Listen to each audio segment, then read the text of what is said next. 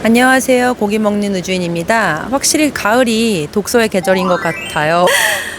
요즘 따라 정말 책이 잘 읽히고 책을 많이 읽게 되더라고요. 최근에 읽은 책을 소개해드리면서 같이 생각을 한번 나눠보는 시간 가지고 싶어서 이렇게 영상을 켰고요. 제가 읽은 책의 이름은 우리는 왜 이런 사람이 됐을까입니다. 독일의 심리치료사가 쓴 글이고 이 상담 사례들을 보면서 공감이 되기도 하고 나 자신을 대입하게 되기도 해서 되게 인상 깊었던 책인데요. 핵심을 말하자면 우리 신념 체계가 있잖아요. 누구나 옳고 그름을 떠나서 누구나 가지고 살아가는 그 굳은 신념이 있는데 그 신념 체계를 한번 해체를 해봐야 된다는 거예요. 어디서 나왔는지 좀 의식화해서 이면에 담긴 것들을 곰곰이 생각을 해보자.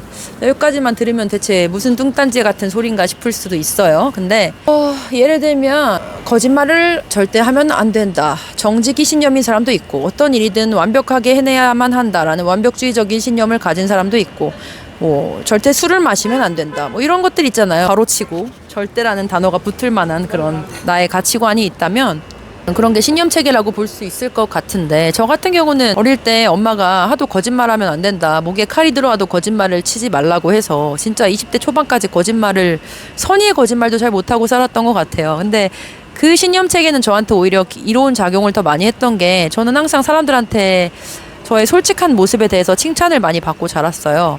그리고 어릴 때 제가 엄마 말대로 정말 거짓말 안 치고 솔직한 아이로 클 수 있었던 이유는 부모님이 저한테 항상 자주 하던 말이 나는 너를 믿는다였거든요. 근데 그게 그냥 말만 그런 게 아니라 저는 진짜 진심으로 우리 부모님이 나를 믿어준다라고 느꼈어요. 네.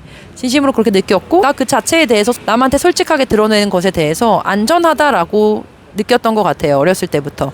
그래서 성인이 되어서까지 계속 다른 사람한테 나의 솔직한 모습을 좀 가감없이 아이처럼 드러낼 수 있게 된 것 같아서 그 부분에 대해서는 되게 좋은 신념 체계가 형성되었다고 볼 수 있는데 반면에 또 부정적인 신념 체계도 있겠죠. 저는 굉장히 완벽주의가 심한 사람이었고 지금도 그것으로부터 완전히 극복하지는 못했지만 그 완벽주의나 뭐든지 100% 이상 열심히 해야 된다는 강박이 굉장히 심했던 사람인데요. 저희 엄마가 시골에서 상경하여 자수성가를 이룬 사람으로서 쉼이라는 게 없이 살아오셨거든요. 그러면서 자신에 대한 사치라던가 소비나 이런 것들을 불필요하게 여기셨고 앞만 보고 열심히 해야 된다. 그래서 좀 쉼이라는 거, 여유의 미학에 대해서는 잘 배우지 못했던 것 같아요.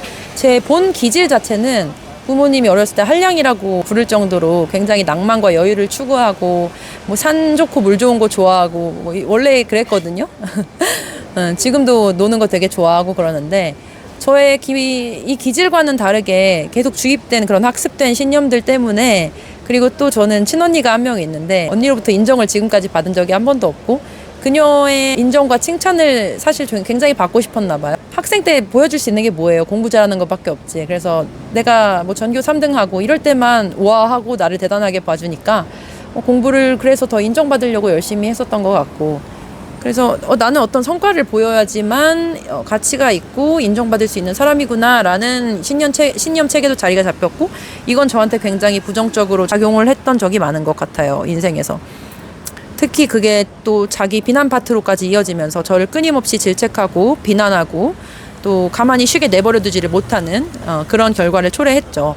근데 중요한 거는 아까 말씀드렸듯이 제가 이런 나의 신념 체계들이 온전히 나로부터 비롯된 게 아니라 생애 초기에 나의 가족관계 그리고 더 나아가서는 동료, 친구, 여러 가지 주변 환경들로부터 형성된 신념들이 굉장히 많은데 그것들과 나의 진짜 생각, 나의 진짜 신념을 구분할 줄 알아야 된다라는 겁니다. 그래서 우리가 저만의 그런 신념을 충분히 이해할 수 있고 이로 인해서 유발된 행동들을 납득하잖아요. 그러면서 자기 자신의 성찰까지 하게 되면 거기서부터 이제 자기의 진정한 의미의 자기 사랑이 시작되는 것 같아요. 너 자신을 사랑해라, 너 자신을 믿어줘라 이런 말이 정말로 뜬구름 없는 소리가 될 수밖에 없는 이유는 어떤 사람이 자기 자신을 있는 그대로 수용하지 못할 때는 그마다의 이유가 있어요. 나의 삶을 힘들게 하는 방해꾼 신념들이 자리 잡고 있단 말이죠.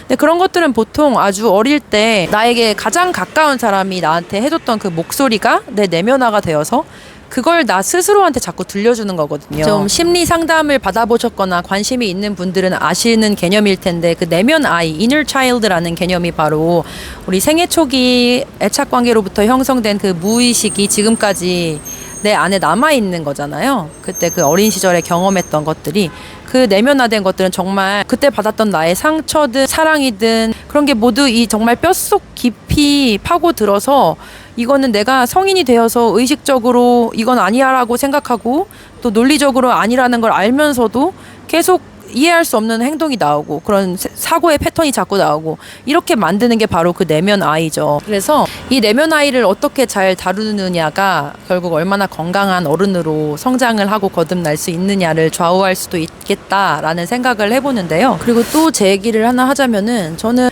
언니 말에 반박을 하려고 하면은, 제가 뭐 한 13살, 14살밖에 안 되는 제가 20대 언니랑 말싸움을 해서 이기는 게 거의 불가능했거든요. 그리고 굉장히 감정이 올라오기도 하고, 그럴 때마다 언니는 저한테 또 감정적이네, 또 울려고 하네, 나한테 말대답하려면 논리를 충분히 갖춰, 이런 식으로 되게 비아냥댔거든요.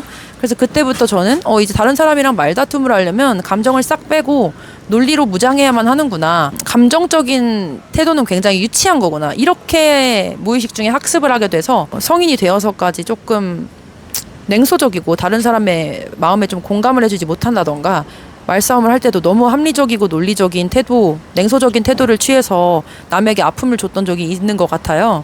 의도치 않게. 그것도 제가 감정을 있는 그대로 수용받지 못하고 내가 뭐 울컥한다거나 이렇게 할 때 오히려 비아냥거림을 받으니까 존중받지 못한 기억이 너무 강하게 각인이 되었다 보니까, 내 내면에서, 이 내면 아이는 방어벽을 치는 거예요. 갈등 상황이 일어났을 때 감정은 싹 빼고 논리적으로, 합리적으로 해결해야만 내가 무시당하지 않을 수 있다, 내가 이길 수 있다, 이런 게 내재화가 돼서, 사람 인생이 다 그렇게 논리와 합리대로만 흘러가는 게 아니잖아요. 감정도 굉장히 중요한 거고. 그래서 내 감정조차도 굉장히 무시를 하고 살았어요. 그렇게 자기 비난을 끊임없이 하며, 내가 힘들면 힘든 거잖아요. 그냥 오늘 어디 운동 가기 싫으면 가기 싫은 거고, 근데 끝까지 채찍질을 하고 내가 하기 싫은 걸 억지로 하면서 남들한테는 또 그거에 대해서 칭찬을 받아요. 왜 특히 우리 대한민국 사람들은 자기 자신을 채찍질하고 통제를 잘 하는 사람들을 되게 높이 사잖아요. 워커홀릭이라던가. 그래서 그런 저의 모습을 좀 완벽주의로 보고 오히려 나쁘게 보는 사람들은 없었죠. 그래서 저는 제가 오히려 자기 비난하는 그 파트가 저에게 굉장히 큰 원동력이자 성취의 밑거름이 되어줬다고 생각을 했는데, 사실은 그게 아니었던 거죠. 저는 그렇게 해서 여러 가지 좋은 결과들을 얻고 내가 원하는 것들을 많이 성취를 해보았지만, 결국 공허한 마음만 남았고, 뿌듯함은 잠깐이고 공허함이 더 오래 갔고, 거기에는 정말 자기애, 자기 사랑, 자기 존중이 빠져 있었기 때문인 거예요. 근데 자기 사랑이라는 게 뭐 거울 보고 연습해서 될 일인가요? 그게 아니죠. 자기 사랑, 자기 애는 그 내가 갖고 있었던 그 내재화된 신념 체계와 성인이 되어서 내가 그 신념 체계를 바라보았을 때 진짜 내 생각인지 구분할 줄 아는 그 능력이 제일 중요한 건데, 저는 그 어릴 때 신념 체계, 어릴 때 만들어진 신념 체계가 내 거라고 생각하고 살아왔던 거죠. 지금 멀리 떨어져서 보니까 완전히 이해가 가죠. 열심히 하지 말라는 게 아니라 열심히 해야만 내가 인정받을 수 있는 존재는 아니라는 거. 성과를 내야지만 내가 가치 있는 사람이 되는 것은 아니라는 거. 그냥 이렇게 살아도 돼요. 뭘 보여주지 않아도 된다고. 내가 한 달에 얼마를 벌고 뭐 어떤 성과를 내고 이런 걸 자꾸 가치를 입증하지 않아도 나는 충분히 괜찮다고, 이거를 내가 스스로 정말 인정을 해야 되는 건데, 그 인정을 하기까지는 내가 그렇지 않다고 생각했던 그 베이스가 어디서 나왔는지를 생각해야 되고, 그 목소리는 내 목소리가 아니라는 걸 구분을 해야 되는 거예요. 너는 이런 성과를 보여야만 대단한 사람이고 인정받을 가치가 있어 라는 그 내면의 목소리를 들었을 때 난 이렇게 대답할 수 있죠. 지금 내 생각엔 그게 아닌 것 같은데? 아닌데? 난 이대로도 충분한걸? 그런 조건이 필요하지 않은데 나는 그냥 있는 그대로 이 자체로도 너무나도 충분한 사람이야 라고 내가 반박을 하는 것도 내 몫이라는 거예요. 이게 되게 멋진 거예요. 자기의 신념체계, 그러니까 굳어져 있는 내재화된 신념체계는 자기만 깰 수 있다는 거. 그러니까 아무리 옆에서 저한테 옛날보다 살쪄 있다고 해서 너는 자신감이 없는데 내 눈에는 너무 예뻐, 주변에서 진짜 거짓말 아니고 한 10명 정도한테 그런 말을 들었었던 것 같아요. 근데 누구 말도 들리지 않았어요. 라포 형성이 잘 된 우리 심리상담사 선생님이 얘기해줘도 안 들려. 안 들려. 근데 이제 좀 되거든요. 왜냐면 내가 진짜 그렇게 믿으니까요. 진짜로. 그러니까 주변에 좋은 사람을 두면 정말 좋아요. 사실은 이 관계의 중요성 무시 못 하는데, 근데 그 주변에서 나를 아무리 사랑해 주는 사람이 많고 응원해 주는 사람이 많아도 결국 내가 나를 인정해 주지 못하면 그게 정말 다 소용이 없어지더라고요. 정말 그 말은 고마운데 나는 그렇게 생각이 안 돼. 납득이 그냥 안 돼. 내가 나를 너무 부정적으로 바라본다던가 자꾸 비난하는 시각으로 바라보게 된다면 그걸 그냥 싹 없애고 오늘부터 날 사랑하자, 이건 말이 안 된다니까요. 그러니까 왜 그렇게 살아오게 되었는지, 나는 왜 이렇게 되었는지 그 내면에서 나를 자꾸 비난하는 그 파트에 대해서 생각을 해보세요. 그러면 거기에 대부분의 경우에는 부모, 형제, 이렇게 가족들이 있을 거예요. 그래서 그 사람들의 목소리가 거기 담겨 있을 거고, 그리고 그걸 한번 한 발짝 물러서서 보고 판단하고 거기에 대해서 한번 반박도 해보고 판단도 나름대로 해보고, 지금 성인된 나의 입장에서 그런 시간을 가지는 게 자기 사랑의 정말 첫걸음이 된다고 생각을 합니다.